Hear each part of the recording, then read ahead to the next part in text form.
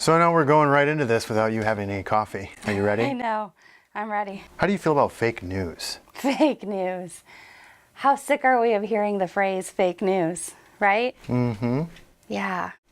But I'm asking somebody who is actually in the broadcast news industry. What are your thoughts about the term fake news? Fake news. It exists. We know it exists. Look at what's happening with Facebook and with all of the algorithm changes right now are because of how the elections were messed with, right? You know, unfortunately, I think that there are some really hard, not even some, there are a lot of really hardworking journalists out there who get a bad rap because the media in general gets categorized as the media and as if it's one entity instead of all of the individuals that make it up. And of course there are good and bad, but a lot of really hardworking people that are facing some undue criticism under the phrase fake news anytime someone doesn't like what they hear. Yeah, I have several friends that are broadcast journalists or on-air personalities and so on and so forth, and they were just livid when this first came up. And I agree, and what's funny is that you have other mass media outlets calling other mass media outlets fake news, and it's like, what is going on here? Isn't this a brotherhood of people trying to get the right story? I mean, isn't that what journalism is all about? Exactly. Well, and I think that, my heart really went out to a lot of my former colleagues when, politics aside, when you have the head of the country or any top-ranking government official that anytime they don't like something uses that phrase, it becomes really hard to get your job done when you're facing that criticism. I agree. I mean, you end up fighting an uphill battle, fighting against the current. And so the truth is, I mean, I've worked in news organizations, one in particular that was, and I won't say which one, but definitely a very conservative newsroom. The owners of the station, the owners of the company were very opinionated in what they wanted covered. The inability to use the phrase global warming with the newscasts. So it exists. It definitely exists where you have people's personal opinions that are controlling the news that's coming out of that station, regardless of who is working at that station and trying to do the right thing. So it exists, and it definitely needs to change. But that said, there's still a lot of really hardworking people who get into the news industry because they really have a passion, they really care, they really believe that our democracy wouldn't exist without freedom of speech and the ability to cover news in the press. We can't just lump it all under one stereotype. All right, I agree. Well, let's you just mentioned for all of us that you worked in a newsroom. Mm-hmm. Talk to us about that. What was that like? A lot of folks won't be able to relate or talk to somebody who's actually worked in actual, I know it was local news for wherever you work. Where did you work? Okay, so I jokingly refer to it as my tour of duty because when you work in news, you tend to move around a lot in order to move up in position and in station size. And so while I was still a Chippewa up at CMU, I started working at WLNS in Lansing.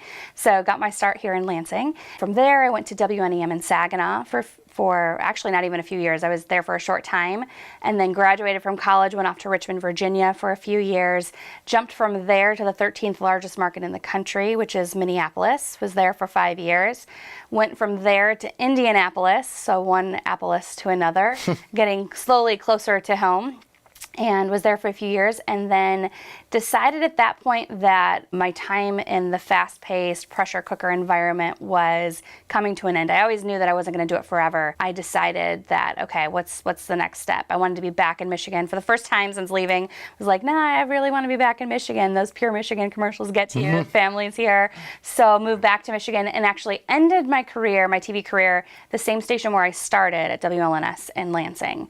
So 12-year span, several stations, several states. Well, I mean, and a lot of folks, they usually relate to the on-air personalities. This is the one that jumping around and they're going from station to station. What did you do? Yeah, good question. So I was a producer for several years, and then I was an executive producer for the majority of my career. So that, in short, means that I was somewhere between the person you see on camera and the janitor, right? Like, who really knows what a producer does. So the producers, the show producers, each newscast generally has its own producer. They're in charge of finding stories, selecting which stories are going to go in the newscast, writing the stories, coming up with all of the graphic elements to support the stories, everything from the graphics you see over the anchor's shoulders to working with reporters and their photographers to decide, how those stories are going to go. But they actually assemble and write and put together the entire newscast. And then the executive producer oversees that entire process, oversees multiple shows, works with those producers on their shows, and then works with the reporters who are out there gathering the elements they need to put their stories together. What'd you like the best? Telling people stories. Yeah. Yeah, every single day was completely different, which is a good thing and a bad thing, because it's not like you can come in and have a slower day if you don't have coffee, right? So it's a lot of work, but at the end of the day, you're telling stories that make a difference. Sometimes, that's another way that I think reporters often get, and the media gets a bad rap, is, they kind of, especially on TV portrays them as like getting in people's faces after tragedy happens. And yes, that happens. But really the people who are dedicated and care about it are there getting the story to share that person's tragedy, to, like after you've experienced some sort of loss, many people want to share that. They want to talk about their loved one, or they want to help make a difference so that whatever it was doesn't happen to someone else. And so those are the stories that we really focused on telling, especially on the local level, where you are sharing stories that make a difference. One example, I was in Minneapolis when the 35W bridge collapsed and 13 people died, hundreds were injured. It was this, incredibly horrible tragedy that happened at the height of rush hour. Bridges aren't supposed to just fall down.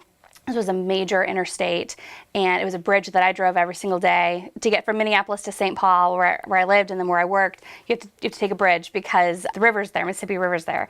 And so you're living the story that you're telling. And so we were on the air for 27 hours straight. It was just this unbelievable, it's an adrenaline rush. You don't stop, because there are people calling in to the newsroom, trying to find information, looking for loved ones.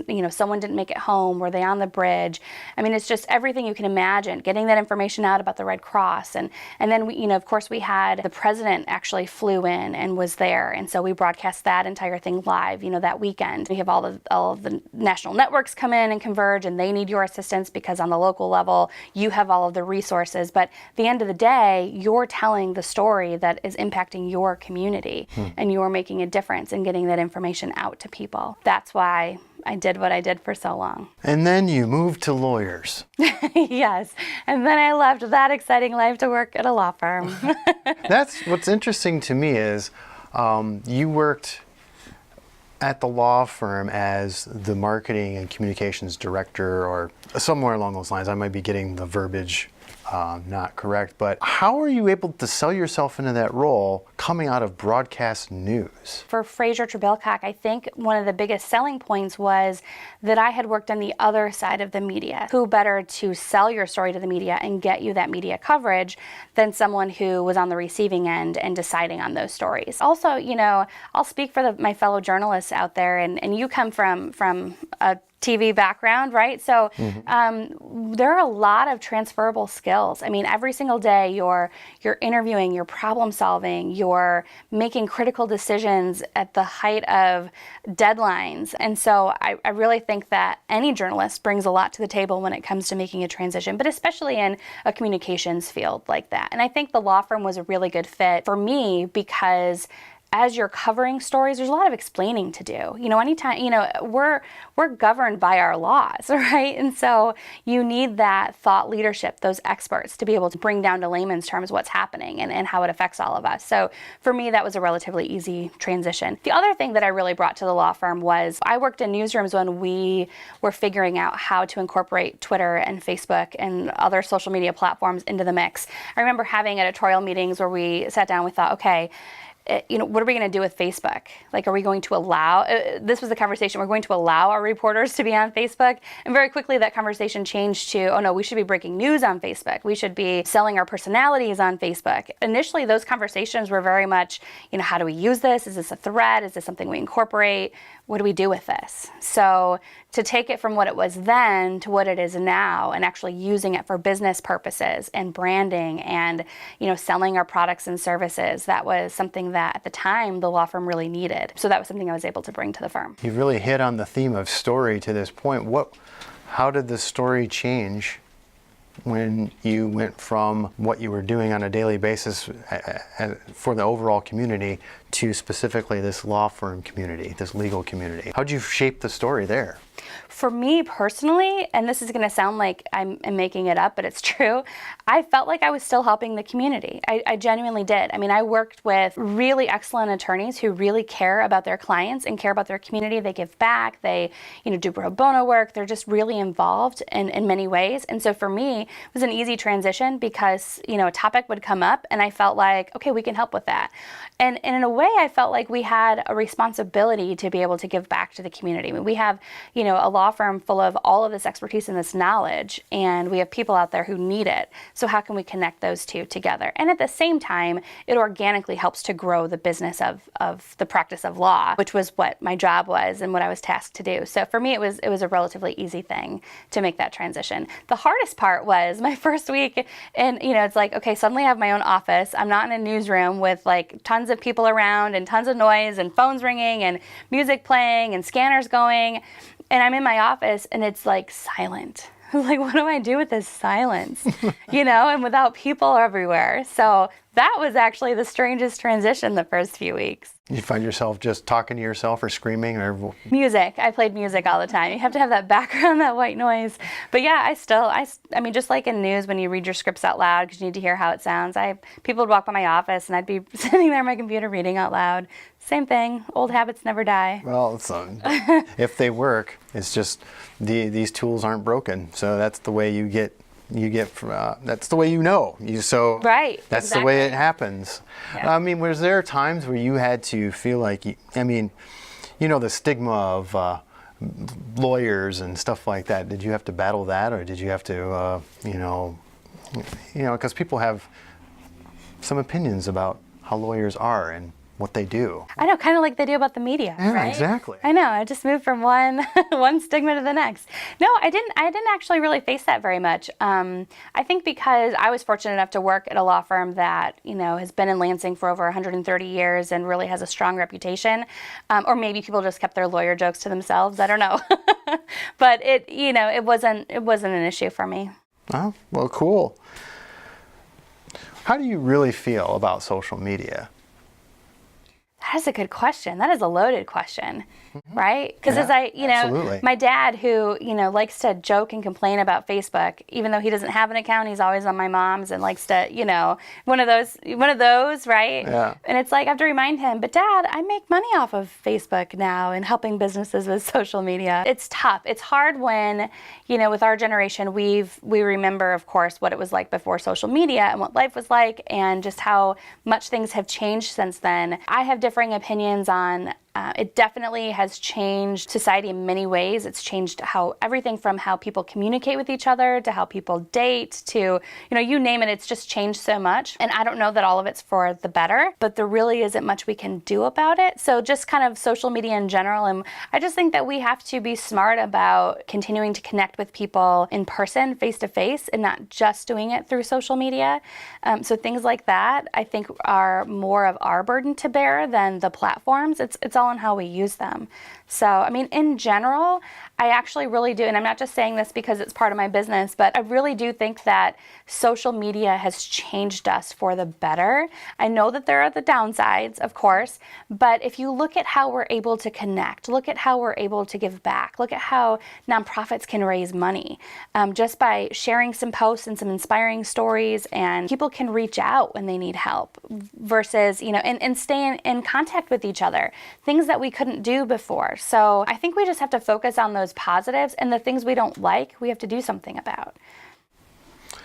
Agreed. Agreed. I think that, we still may be at social media 1.0 where, we're at the infancy stage. Well, I wouldn't say infancy, but the toddler stage, and we haven't really gotten to the true adolescence of how this can be effective. And that's what's scary, is because it is very effective. But it's very scary, intrusive, invasive, all that stuff. But speaking of invasive, let's go on to the next chapter here. You've decided... It's quite a transition. Yeah. Not a great segue. Got to work on those. But anyhow, you've went off on your own. You've been the marketing director for Fraser for a while, and now you've decided to spread your wings again and start your own business. Are you crazy or what? I think so. I know so. Definitely crazy. You're right, Yeah. You've had your own business for a minute. Yeah, for a little bit, yes.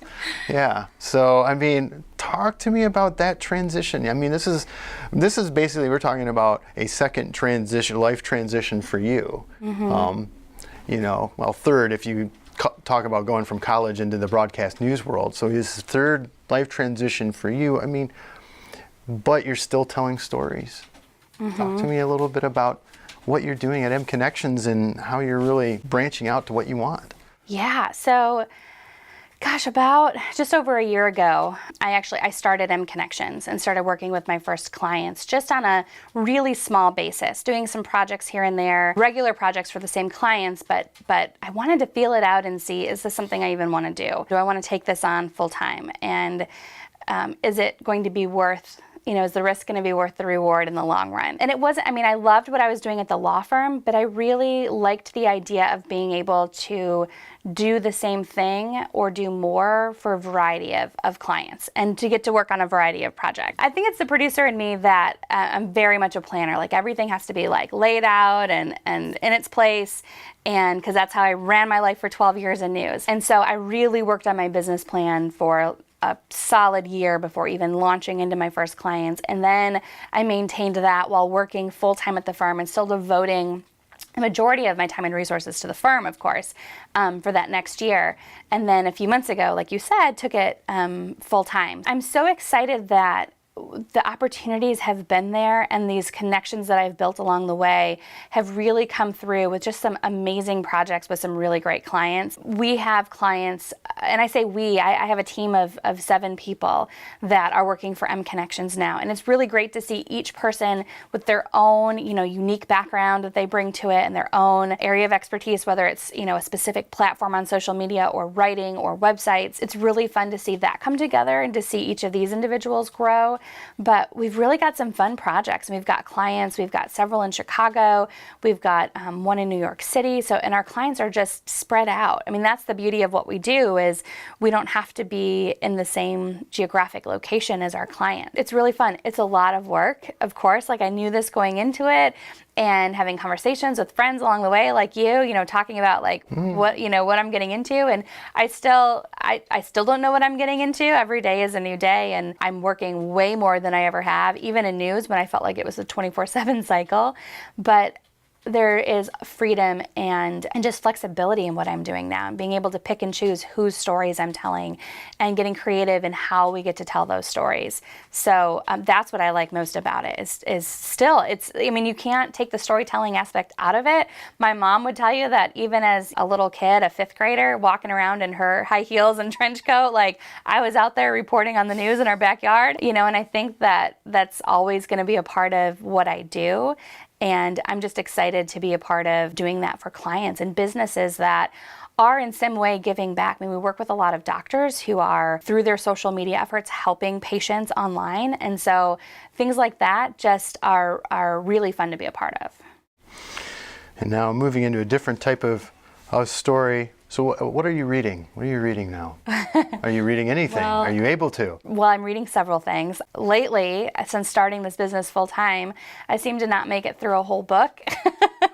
So I have a few that are in progress, but the latest book that I've read is actually it feels almost self-helpy. It's just kind of a motivating, inspiring. It's got different stories from entrepreneurs in it and how they find work-life balance, which I think the theme there is you never fully find balance. It's a constant effort to do. It's called ULA, and I can't remember the full title, but it's, if you look up the ULA guys, it's their book. I think it's like finding balance in an unbalanced world or something like that. Yeah, it's good. Are you watching anything that is interesting?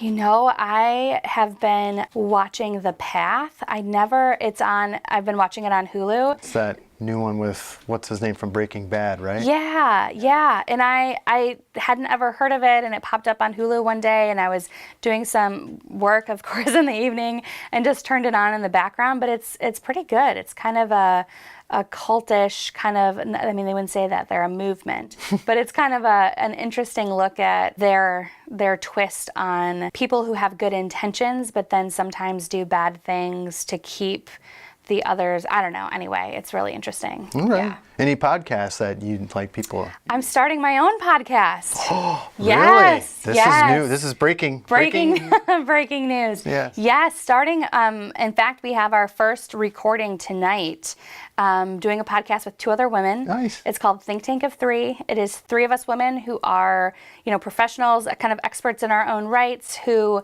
want to provide that support to empower other women who are, whatever profession they're in, they're kind of working their way through finding that work-life balance, working their way up the career ladder. Super excited about it. Kind of a twist on the whole marketing aspect, but with 2 other women. So nice. Good stuff for men too, but we I mean, are focused on empowering women.